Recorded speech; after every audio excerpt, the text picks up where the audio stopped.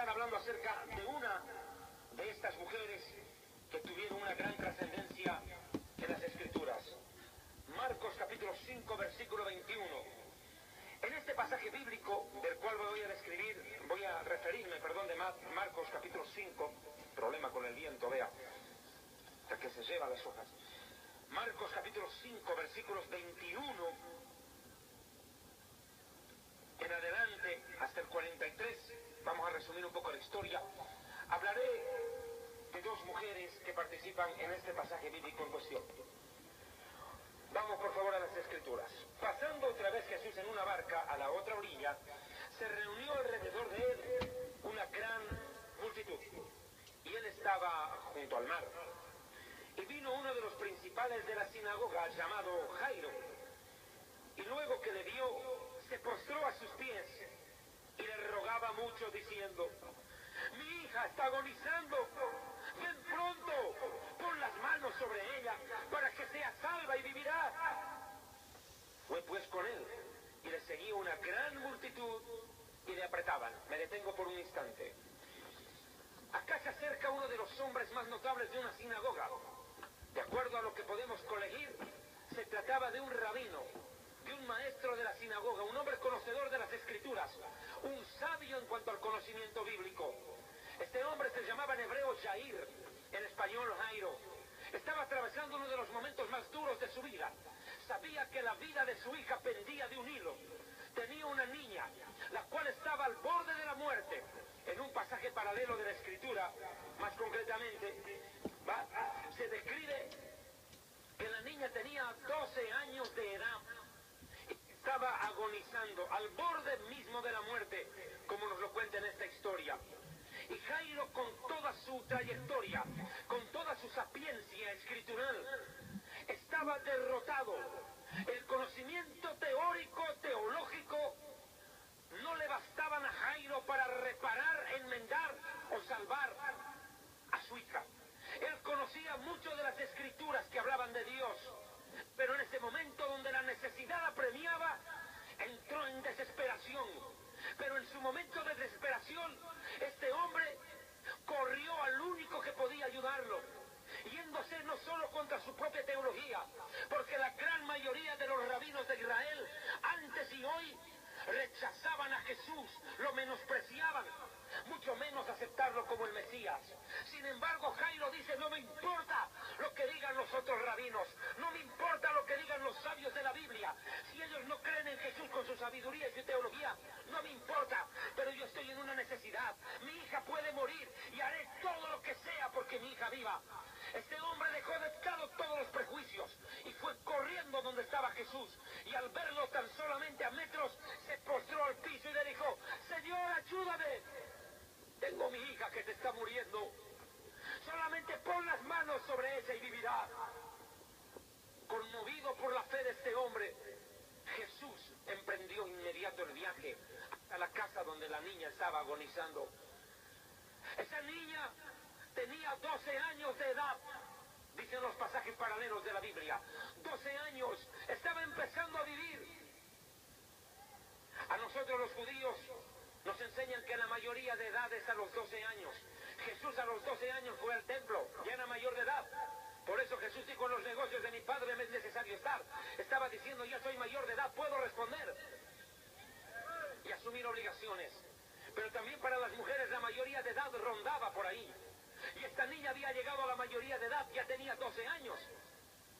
Pero estaba al borde de la muerte, agonizando. Esta niña, esta pequeña mujer, podía morir en cuestión de segundos. Y Jairo, desesperado, fue a pedir ayuda a aquel que dijo: yo soy la resurrección y la vida. El que cree en mí, aunque esté muerto, vivirá. Den un aplauso al Señor. Bendito sea su nombre. Dios bendiga a la República del Salvador. Dios bendiga a esas mujeres de fe que en esta nación todavía le aman y le creen y confían en Él.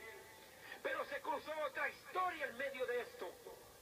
La prisa, la desesperación de Jairo era llegar lo más rápido posible a su casa para poder inmediatamente Jesús actuar en favor de su hija.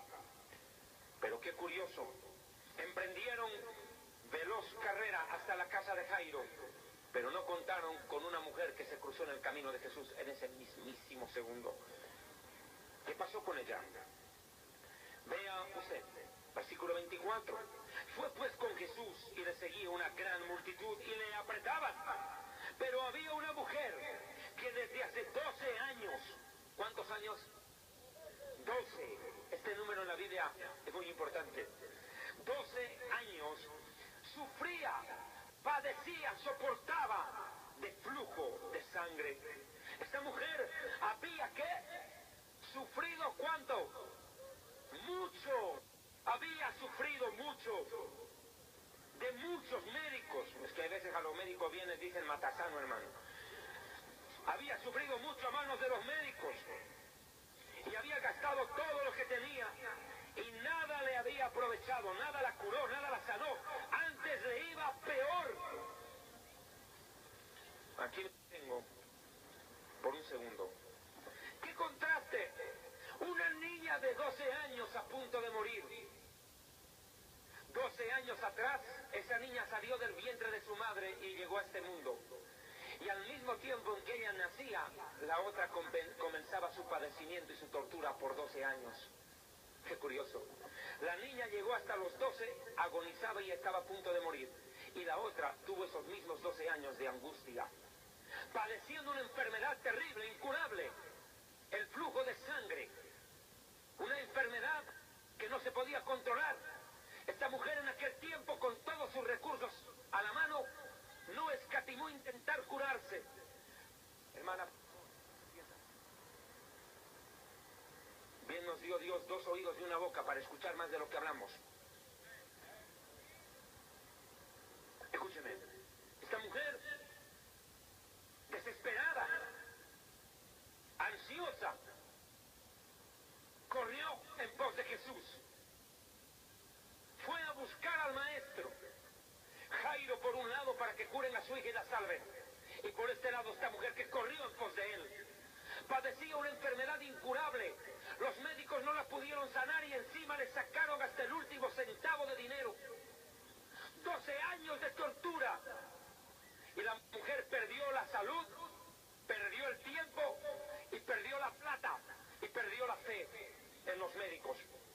Tal vez vos, donde quiera que tú estés, has perdido la fe, has ido de médico en médico, has ido de especialista en especialista, has gastado tu plata en medicina, en especialistas, has gastado todo lo que tenías a mano y te han desahuciado y te han dicho vete a tu casa a morir, ya no hay esperanza para vos. Eso puede decir el médico o muchos médicos, puede decir la ciencia, la medicina y los medicamentos que ya no te hacen efecto, pero esta tarde para ti hay una esperanza. Haz lo mismo que esa mujer. Corre aquel que tiene el poder de darte la vida y levantarte. Su nombre es Jesús de Nazaret, el Hijo del Dios vivo. Bendito sea su nombre para siempre. Cristo viene y vive por los siglos, reina por toda la eternidad. Desde el siglo y hasta el siglo, su nombre es glorioso. Bendito sea Él. Mira, hermano, esta mujer con flujo de sangre corrió. Pero qué grave problema. Cuesta un poco a veces entender la historia bíblica si no se comprende el contexto. Hermano, esta mujer tenía 12 años soportando la enfermedad y no la curaron. Pero póngase en la situación de ella. Para la cultura judía, para la cultura de mi pueblo y más aún en aquel tiempo, una mujer con flujo de sangre tenía que vivir aislada de toda la comunidad. Se la tenía casi como un leproso. Si quiere que le diga más claro, se la tenía como una enferma terminal. Y si quiere otra comparación concluyente, a las mujeres con flujo de sangre se las tenía prácticamente como hoy se los tienen a los enfermos de SIDA, aislados, nadie los puede tocar, cualquiera tiene miedo hasta tocarlos. Esta pobre mujer llevaba 12 años aislada de su familia. No podía abrazar a sus hijos. No podía abrazar a sus padres, no podía abrazar a sus hermanos. Tal vez era una mujer casada y hasta antes de enfermarse era una mujer feliz, que tal vez amaba a su esposo y su esposo la amaba a ella. Pero cuando vino la infección, la inflamación y empezó la chorrera de sangre, ese hombre no podía ni abrazar a su propia mujer. La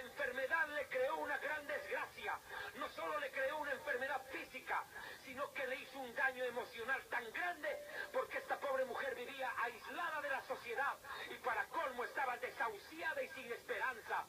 Nadie podía abrazarla, nadie podía decirle, venga mija, le voy a dar un abrazo, yo estoy con usted, porque cualquiera que abrazara a una mujer con flujo de sangre se contaminaba.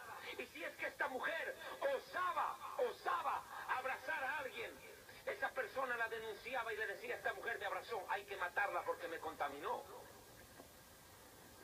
¡Qué terrible desgracia! Y si esto le parece insólito o no le parece con suficiente argumento, usted lo puede comprobar en la Biblia cuando vamos al pasaje de Levítico capítulo 15. Levítico capítulo 15 va a ver lo que era esta enfermedad del flujo de sangre, de la cual ya la Biblia hablaba hablaba claramente. Levítico capítulo 15, vamos a ver el pasaje en el cual habla acerca del flujo de sangre, para que usted entienda lo que implicaba esta enfermedad para esta pobre mujer. Era una calamidad la que ella realmente estaba viviendo. Levítico, por favor, capítulo 15, versículo 25.